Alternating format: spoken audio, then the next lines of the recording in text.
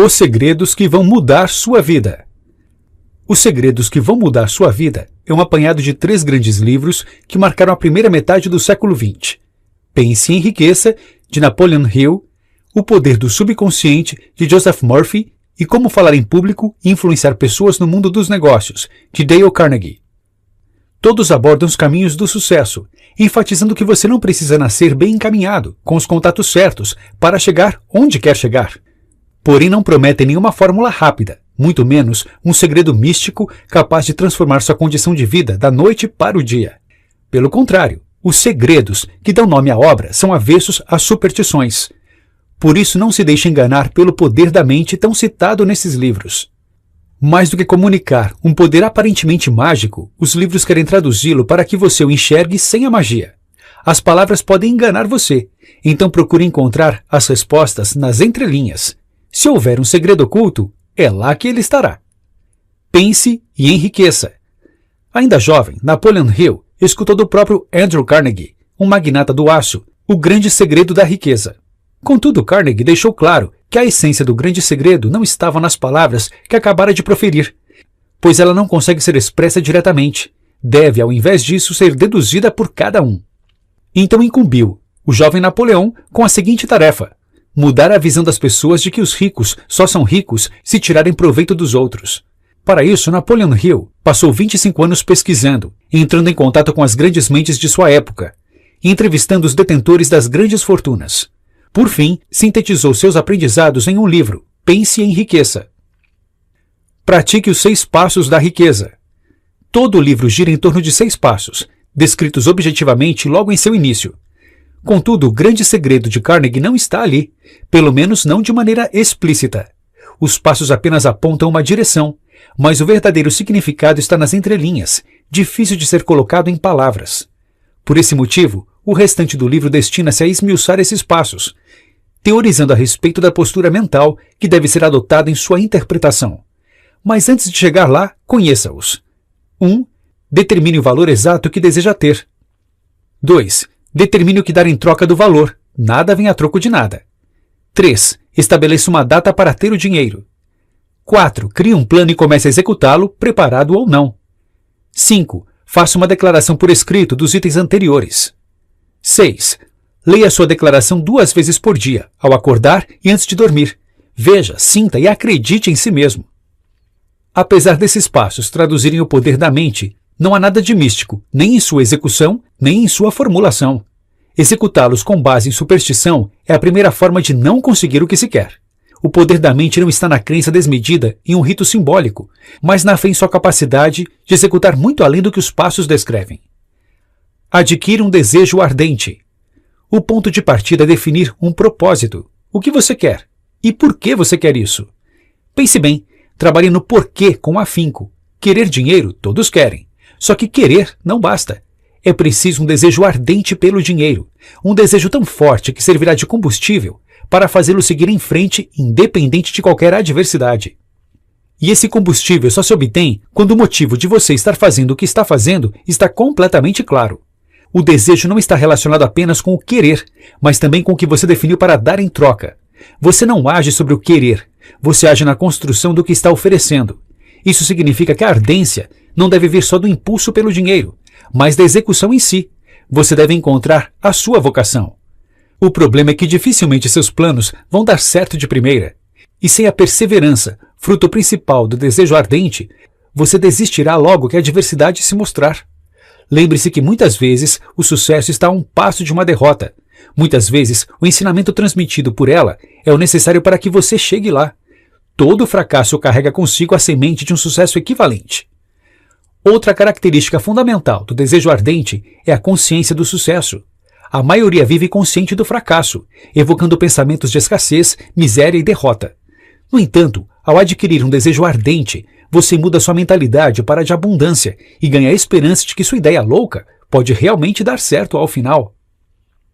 Permita-se ser envolvido pela fé. A transmutação do pensamento em algo tangível do desejo em riqueza só ocorre sob os estados de espírito corretos. Porém, mais uma vez, não se deixe levar pelas palavras, ou ache que há algo de místico ou supersticioso nessa transmutação. Nada ocorre sem uma ação clara, portanto, ao partir do desejo, você precisa transformá-lo em um plano. O melhor dos planos pode demorar a lhe aparecer, mas isso não deve impedi-lo de começar. O ponto de virada entre ter o impulso do desejo e começar a executar algo está na fé cultivada em suas ações. Fé é uma palavra que pode evocar interpretações diversas dependendo de quem está lendo, mas aqui ela possui uma definição única. Para entendê-la, precisamos entender o seu surgimento. Após adquirir um desejo ardente, você se torna consciente do sucesso. Essa crença enviada ao seu subconsciente em resposta, ele lhe oferece o impulso de ação em forma de fé. Fé é, portanto, um estado de espírito propício à ação. Afinal, você faria algo se tivesse certeza que daria errado? No entanto, por mais sincero que seja o seu desejo ardente, pode ser que o seu subconsciente não esteja preparado para deixá-lo no estado de espírito correto. Esse é um ponto delicado. Entenda o subconsciente. O seu funcionamento é simples. Pensamento em conjunto com emoção atrai pensamentos similares. O pensamento em si é fraco, pois precisa de uma emoção apropriada para ganhar força. É como a voz transmitida por ondas de rádio. Para que ela consiga vencer grandes distâncias, precisa ser potencializada, envelopada, dentro de uma banda de frequência maior. O subconsciente é o emissor dessas ondas, porém ele só emite as que já vêm potencializadas. Em síntese, o que ele faz é classificar e registrar os impulsos de pensamento originados pelos 5 sentidos. Porém, essa classificação é posterior à interpretação do que foi captado, e é sobre essa interpretação que as emoções agem. Pense nelas como se fossem um filtro. Quando você está com raiva, percebe um ambiente diferente de quando está feliz, certo? Pois então, é somente o resultado desse filtro que chega ao subconsciente. E quanto mais intensa for a sua emoção, mais forte esse resultado chega e mais forte ele é emitido. O subconsciente é a ligação entre sua mente finita, seus pensamentos conscientes e a inteligência infinita, o grande reservatório de tudo que já foi e será criado. É de lá que suas respostas vêm, e portanto suas ideias, seus planos e sua fé. E a resposta adquirida, o impulso que irá levá-lo a qualquer ação, é sempre equivalente ao que foi emitido. Então, se você vive sob influência maior de emoções negativas, elas atrairão mais emoções negativas. Daí o início se torna mais difícil, pois é preciso ganhar embalo até que as emoções positivas comecem a se cultivar. Para superar esse problema, você deve dominar a autossugestão. Sob uma visão mais ampla, a autossugestão é a comunicação entre o consciente e subconsciente. Nada passa do primeiro ao segundo sem a ajuda dela. Se você perceber algo pelos 5 sentidos que seja irrelevante, isto é, de importância duvidosa, e não suportado por uma emoção forte, essa informação será descartada.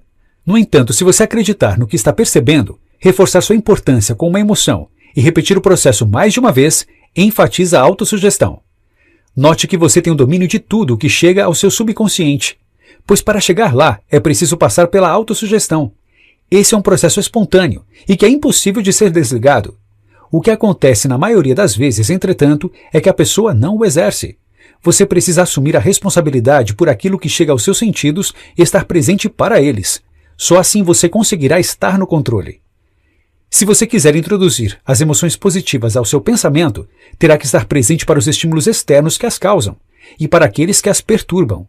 Uma maneira de começar a prestar atenção no processo de autossugestão é praticando a fórmula da autoconfiança. 1. Prometa executar uma ação. 2. Mentalize 30 minutos por dia a pessoa em que você quer se tornar. 3. Dedique 10 minutos por dia para exigir de si a autoconfiança. 4. Nunca pare de tentar alcançar seu principal objetivo. 5. Construa sua riqueza na verdade e na justiça, senão ela não durará. Cada item leva sua atenção para algo positivo. Enquanto estiver executando-os, esteja atento para seus sentimentos e o processo que ocorre em seu interior. No início pode ser que nenhuma emoção forte reforce esses passos, assim como não reforçam os 6 passos da riqueza descritos anteriormente. Mas repita o processo. A repetição é a chave para treinar a mente e tente perceber a autossugestão trabalhando. Todavia, isso pode parecer estranho. O primeiro passo da autoconfiança é executar uma ação, relacionada, é claro, ao seu objetivo principal. Só que você não deveria ter fé antes de executá-la? E para ter fé, você não precisaria já ter dominado a autossugestão? Não necessariamente. Precisamos de algo que sirva de impulso inicial. Nem todos os planos, e por conseguinte, nem todas as ações precisam vir da inteligência infinita. Esteja atento para os conhecimentos necessários. Para explorar a imaginação sintética, A pedra fundamental de qualquer plano é preciso ir atrás de conhecimentos especializados. Porém, não se deixe enganar. Conhecimento não é poder, é apenas poder em potencial. Aqui é onde reside o erro das instituições de ensino. Elas não conseguem ensinar como organizar e utilizar o conhecimento depois de adquirido. Sem isso, o conhecimento é inútil, incapaz de gerar riqueza. Do que adianta o sistema educacional se ele não ensina o mais importante? Seguindo esse raciocínio, pessoas educadas não são necessariamente as que possuem maior conhecimento, mas aquelas que desenvolveram as capacidades para conseguir qualquer coisa que queiram sem violar o direito dos outros. Por isso é preciso estar sempre atento para não correr atrás do conhecimento apenas por tê-lo. Ele jamais deve ser o fim. Na verdade, saber onde encontrá-lo é muito mais importante do que tê-lo. Só que antes de partir em sua busca, certifique-se de que o objetivo da aquisição está bem claro em sua mente. O que você fará quando possuir o conhecimento? Tendo isso definido, vá atrás de uma de suas fontes. São elas: a sua própria experiência e formação, a experiência e formação de terceiros, faculdades e universidades, cursos de qualificação especial, bibliotecas públicas e, é claro, a internet. Muitas vezes, no entanto, ir atrás de alguém que já saiba o que você precisa e que possa fazê-lo por você é mais interessante, pois poupa tempo. Da mesma forma, você possui conhecimentos que outras pessoas não têm e pode ajudá-las a fazer o que precisam. Assim, unir-se com pessoas de aptidões distintas em busca de um mesmo propósito torna-se poderoso. Faça parte de um grupo de mente mestra.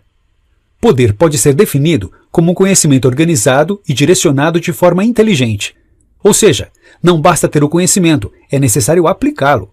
Seguindo o raciocínio, poder também poderia ser definido como um esforço concentrado para transformar desejo em riqueza, a capacidade de criar algo físico partindo apenas de uma ideia. Só que é bem provável que para essa transformação ocorrer, você precise de vários tipos de conhecimento e manejá-lo sozinho pode ser um trabalho árduo demais. Daí a importância de fazer parte de um grupo de mente mestra. Mente mestra é a coordenação harmoniosa do poder entre duas ou mais pessoas. O grupo então trabalha em prol de uma mesma transformação. Quando unidos, suas mentes criam uma energia potencial comparável a uma mente adicional, e esse excesso é então distribuído a todos igualmente. Todos ganham com a cooperação. A primeira decisão a ser feita, quando se está à procura de um grupo, é se você será o líder ou um seguidor. Escolha o papel que mais encaixe com sua personalidade e assuma-o. Se você for um seguidor, procure por um grupo já existente. Ao entrar, seja esperto e aprenda com o líder. Cresça com ele, coopere e promova a harmonia. Para fazer parte de um grupo, siga esses passos. 1. Decida exatamente o tipo de emprego que deseja. 2. Escolha a empresa ou indivíduo para quem vai trabalhar. 3. Estude o empregador, política, relações e chance de ascensão. 4. Descubra o que oferecer. 5. Esqueça a ideia de obter um emprego aos moldes tradicionais e concentre-se no que oferecer. 6. Peça a um profissional que ajude você a colocar o plano pensado no papel. 7. Apresente o plano para a pessoa com a autoridade apropriada. Por outro lado, se você está pensando em liderar, assuma a responsabilidade. A liderança exige amadurecimento, autocontrole, firmeza, empatia e fazer mais do que espera que os outros façam por você. Para ser um líder, siga essas etapas. 1. Alice um grupo de pessoas para criar e realizar o plano. 2. Decida os benefícios que cada integrante terá em troca de sua cooperação. 3. Marque reuniões pelo menos 2 vezes por semana, até que o plano esteja bem lapidado. Aprenda outras técnicas de autossugestão. Nada chega ao subconsciente sem autorização do consciente, lembra? Só que para essa frase fazer sentido, você precisa sentir o processo de sugestão. Quando alguém lhe diz algo, você forma uma imagem mental do que foi dito e essa imagem é confrontada com suas crenças, valores e opiniões. Desse confronto nasce uma interpretação e então uma resposta. Imagine que uma aeromoça diz para um passageiro que ele pode ficar enjoado durante o voo. Caso o passageiro se considere uma pessoa que não fica enjoada com facilidade, ele apenas descartará o aviso.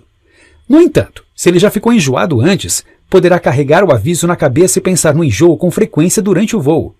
Em um caso, a sugestão não entrou no subconsciente. No outro, entrou.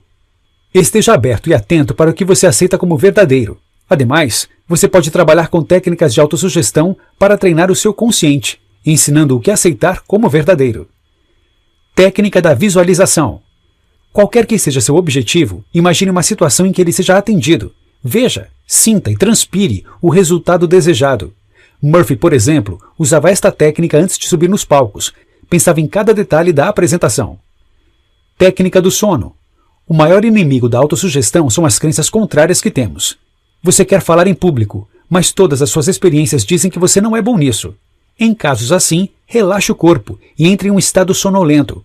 Quanto mais sonolento você estiver, menos o seu consciente estará agindo, e portanto menos barreiras estarão levantadas contra a autossugestão. Então repita de 5 a 10 minutos o que você quer. Técnica do obrigado.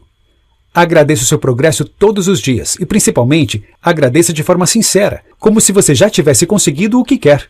Isso força você a imaginar a sua vida depois de ter o seu objetivo alcançado e renova os seus votos para chegar lá. Mantenha o desejo e a imaginação sempre congruentes. Querer é fácil, imaginar o que se quer também. Porém, esteja atento para não restringir esses pensamentos de criação a alguns minutos por dia, como se fosse um exercício físico que você deve praticar. Não adianta imaginar uma situação ideal se logo em seguida você começará a enumerar todas as causas que o levaram a fracassar. Manter a congruência entre aquilo que você quer e aquilo que você pensa constantemente é um dos maiores problemas. Você não deve realizar as técnicas de autossugestão esperando por um esforço grande, como se fosse haver uma luta feroz entre os seus pensamentos. Se há esforço mental, se você acha que precisa acreditar com força no que quer para conseguir, então está fazendo errado. Força mental pressupõe a existência de uma oposição a ela, e a oposição só pode vir de suas crenças, já consolidadas no subconsciente. Talvez você esteja querendo dar um passo grande demais se comparado às barreiras mentais que você passou anos erguendo. Trabalhe primeiro com elas, recrie-se e amadureça. Recupere a saúde. O subconsciente controla todas as funções do seu corpo: o batimento cardíaco, a dilatação das pupilas, a digestão dos alimentos, o crescimento das unhas e dos pelos, a renovação celular. Sua função é preservar a vida e, portanto, ele busca restaurar a saúde sempre que possível. Mas lembre-se que ele está em constante funcionamento e sempre resulta em uma resposta ao consciente. Se o consciente passa muito tempo em emoções negativas, o subconsciente trabalha em maneiras de preservá-las. O consciente ocupa-o com algo, ao invés de deixá-lo restaurar o corpo. Além disso, seja qual for a emoção negativa, é provável que uma queda de saúde a intensifique. É um ciclo que se alimenta. Por outro lado, se você vive com mais emoções positivas, você pede por mais emoções positivas. E o subconsciente sabe que precisa fazer um bom trabalho com sua saúde para que elas sejam suportadas. Quando não há forças negativas, tudo tende ao equilíbrio, e o equilíbrio é a harmonia, a paz, a saúde e a abundância. É sob esses aspectos que a cura chega. Porém, não se preocupe com isso. Seu foco deve estar no consciente. Ocupe-se com a expectativa do melhor e viva na certeza de trabalhar por coisas agradáveis, verdadeiras e justas. Receba a orientação do subconsciente. Durante o sono, o corpo e o subconsciente não descansam. É apenas o consciente que perde força e fica inativo. Isso permite que o subconsciente trabalhe sem interrupção na regeneração do corpo e na busca por respostas. Por isso dormir é tão importante, e dormir com qualidade. Todas as pessoas precisam de pelo menos 6 horas de sono por dia. Menos do que isso, e você está se enganando. Mas para que o sono atinja seu propósito, é preciso dormir em paz. Não deixe que seus últimos pensamentos evoquem emoções negativas, senão é nelas que o subconsciente focará, e pouco ele poderá fazer em suas horas de liberdade. Antes de dormir, acalme o corpo e relaxe. Se quiser uma resposta específica, pense na pergunta quando sentir os primeiros sinais de sonolência. Deixe que o seu subconsciente trabalhe nela, e pode ser que a resposta lhe surja pela manhã. No entanto, ao acordar, não puxe nenhum pensamento negativo. Acorde com a mesma paz com que se deitou. Permita-se deixar os pensamentos livres, sem preocupações. Só assim você perceberá a resposta, caso ela surja. Encontre relacionamentos gratificantes. Preste atenção nos pensamentos que você nutre sobre as pessoas com quem convive. Eles estão relacionados à inveja, ciúme, raiva e ódio, ou à harmonia, paz e amor. Não guarde rancor, não pense mal de ninguém, não sustente um relacionamento pernicioso, não discuta.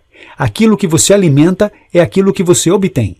No mais, alguns conselhos interessantes de se manter em mente. Pense nos outros da mesma forma que gostaria que pensassem em você. Sinta pelos outros o mesmo que gostaria que sentissem por você. Não julgue e não serás julgado. A maneira como você avalia as ações de alguém representa a mesma maneira como você avalia as próprias ações. Ou seja, quanto maior o julgamento que você faz dos outros, maior o julgamento que faz sobre si. Esteja atento para a maneira como você reage às notícias e aos outros. Se você ficar com raiva de uma notícia, poderá incutir raiva em quem estiver ao seu redor, e isso é o que receberá de volta. O que uma pessoa diz não pode perturbar a outra, a não ser que a segunda o permita. A sugestão precisa passar pelo crivo do consciente do receptor. Portanto, torne-se emocionalmente maduro e deixe de ser afetado. Perdoe os imaturos. Da mesma forma que você não culpa um cego por ser cego, não culpe um imaturo por ser emocionalmente doente. Porém, isso não significa ceder à vontade deles. Permaneça com sua decisão e a comunique gentilmente. Perdoe a si mesmo. É preciso perdoar suas falhas para alcançar o amadurecimento, a paz e a harmonia. Se você queimar um dedo, a natureza o perdoa e regenera o tecido. Da mesma forma, perdoe-se e regenere-se emocionalmente. Desenvolva hábitos positivos. Para adquirir um novo hábito, use as técnicas de autossugestão. Além delas, você também pode tentar o seguinte: 1. Acalme e relaxe o corpo. 2. Crie uma frase relacionada ao hábito e repita. Se você quiser começar a correr, a frase pode ser tão simples como: estou correndo, estou correndo. 3. Imagine antes de dormir um amigo lhe dando os parabéns por ter conseguido adquirir o hábito. Um bom hábito para se adquirir é o de colocar a si mesmo em um estado genuíno de felicidade. Abra mão da ideia de que você só será feliz quando tiver alguma coisa. A felicidade nunca está no fim de um caminho. Se você não a encontrar no percurso, jamais a terá. O feliz é aquele que produz e pratica o que há de melhor dentro de si, o resultado de uma mente tranquila. O comprometimento com a felicidade precisa começar ao acordar. Respire fundo, perdoe, sinta a paz e a harmonia e visualize a felicidade em todas as ações que planeja executar naquele dia.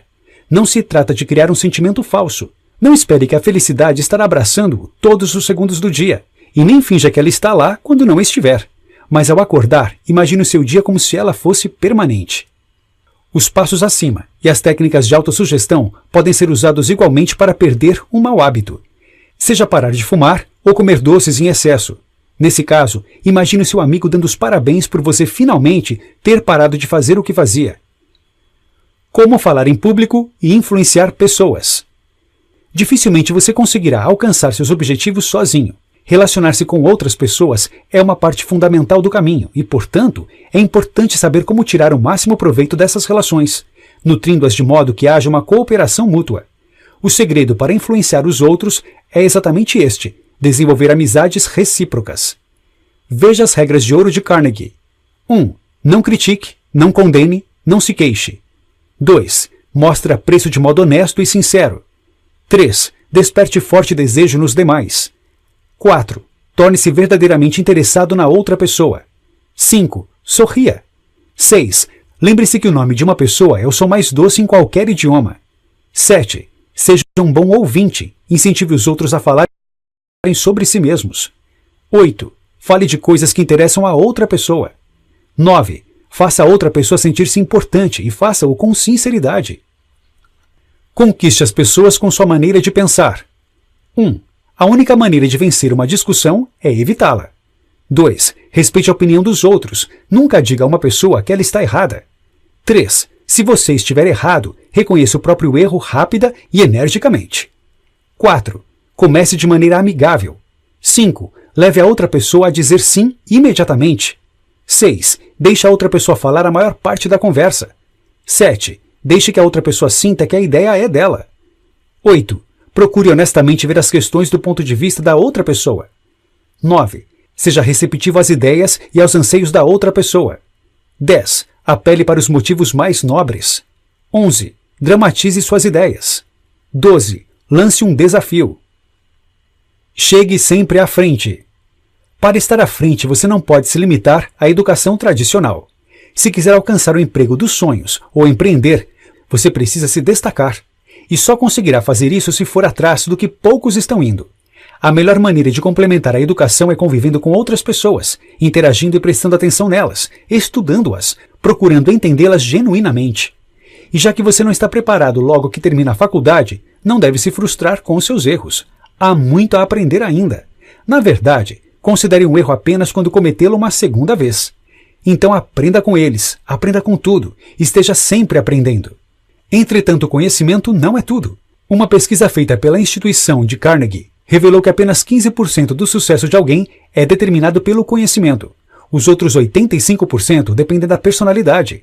Entenda a personalidade como o nível de seus atos que interessam e sirvam às outras pessoas. Ou seja, ter uma boa personalidade significa gerar valor aos outros. Desenvolva uma boa personalidade. Assim como qualquer outra habilidade, isso pode e deve ser adquirido. Para desenvolvê-la, considere 1. Praticar um esporte físico e um jogo de inteligência, como xadrez ou videogame, uma vez por semana. Eles desenvolvem o espírito esportivo e o altruísmo. 2. Faça algo por outras pessoas. Participe de um projeto voluntário, dê aula de graça aos domingos ou faça uma campanha para arrecadar agasalhos. Doar-se é gerar valor aos outros e, portanto, é desenvolver uma boa personalidade. 3. Tenha interesse pelo próprio trabalho. Aprender a fazê-lo de forma excepcional é fazê-lo com entusiasmo. Isso influencia sua personalidade. Ademais, entregar-se ao trabalho impede você de fechar-se em seus próprios problemas. Pense no resultado e em como outras pessoas irão se beneficiar dele. Desenvolva coragem e autoconfiança pela oratória. 1. Comece com um desejo ardente. Saber a razão por trás de sua oratória e em como ela se encaixa em seu grande objetivo é o que lhe oferece motivação para seguir em frente e superar medos e anseios, inclusive o de falar em público. 2. Conheça profundamente o assunto sobre o que vai falar. E não fale apenas por falar. Fale quando realmente tiver algo a dizer e saber exatamente do que se trata. 3. Haja com confiança. Antes da apresentação, respire fundo por 30 segundos. Fique ereto, cabeça erguida e olhe nos olhos de sua plateia. Imagine que eles lhe devam dinheiro e estão ali para lhe implorar por uma extensão de prazo. 4. Pratique. O mais importante dos passos. Pois não importa quão bem você domine os outros, é somente falando que você aprende a falar. Prepare a palestra. Durante a preparação, considere os seguintes conselhos. Não cubra muita coisa em pouco tempo. Escolha 1 ou 2 tópicos em um discurso breve. Determine o assunto com pelo menos uma semana de antecedência. Então durma com ele. Puxe-o nas conversas com os amigos. Faça-se todas as perguntas possíveis. Não transforme seu discurso em uma pregação arbitrária. Coloque ilustrações e exemplos. Coloque-se no lugar do seu público e fale o que seja interessante para ele e não para você. Reúna uma centena de pensamentos sobre o tema e descarte 90. Preze a diversidade enquanto estiver preparando o discurso, pesquise a fundo e não queira reinventar a roda. Depois fique com o mais importante. Faça as anotações para a preparação e o treinamento, porém guarde-as no bolso na apresentação. Use-as somente em caso de emergência, só para prevenir uma aniquilação total. Não decore o discurso literal, palavra por palavra. Isso só fará você soar pouco natural. Fale com entusiasmo, com o mesmo entusiasmo com o qual você deve ter feito a preparação. Evite palavras evasivas como "me parece que" ou "na minha opinião". Isso enfraquece o discurso. Não seja positivo demais, nem use muitas exclamações. Quanto mais inteligente for sua plateia, menos suscetível ela será a frases enérgicas. Realize a palestra. Para complementar a boa preparação, há uma dica que sintetiza qualquer outra a ser dada na hora da apresentação. Seja natural. Quanto mais natural você for, menos atenção as pessoas darão a você e mais atenção darão à mensagem. Esse é o propósito de um bom orador. Se sua fala e seus gestos estiverem soando pouco natural, finja que está falando especificamente para uma das pessoas ao fundo da plateia. Fale com ela como se estivessem conversando a sós. Imagine-a fazendo perguntas e as responda. Dito isto, preste atenção a alguns pontos. Fale com entusiasmo e sinceridade. Deixe os sentimentos envolverem seu discurso e apresente-se com o coração. Essa é a melhor forma de se mostrar autêntico. Abra espaço para sua personalidade. Não esteja cansado, portanto planeje bem as horas anteriores ao discurso. Não postergue a preparação. Durma direito e coma corretamente. Não negligencie sua aparência. Parecer desleixado diminuirá o respeito e a credibilidade. Mantenha uma postura correta durante toda a apresentação. Sorria com frequência. Não faça movimentos repetitivos, como girar os polegares, esfregar uma mão na outra ou brincar com algum objeto. Isso apenas distrai a plateia. Notas finais. O poder da mente pode ser visto como uma história de motivação barata ou como um instrumento de feitos sobrenaturais. No entanto, o que esses 3 livros tentam mostrar é que ele não é nem uma coisa, nem outra. Tanto acreditar que ele é um mito, quanto acreditar que ele literalmente move montanhas, são maneiras de se tornar incapaz de utilizá-lo ao seu favor. Entretanto, isso não significa que ele não seja capaz de operar milagres. O subconsciente pode não conseguir tornar você um milionário da noite para o dia, mas certamente pode fazê-lo com o tempo. Isso o torna menos milagroso? Einstein já dizia que só há duas maneiras de viver a vida. A primeira é vivê-la como se os milagres não existissem, e a segunda é vivê-la como se tudo fosse milagre. Estar atento para sua interação com o mundo, sob qualquer forma, é estar presente para o que entra no seu subconsciente. Dessa forma você o treina para trabalhar em prol de seus objetivos. Lembre-se, quer você use o poder de forma genuína, quer você o despreze, ele estará sempre em funcionamento.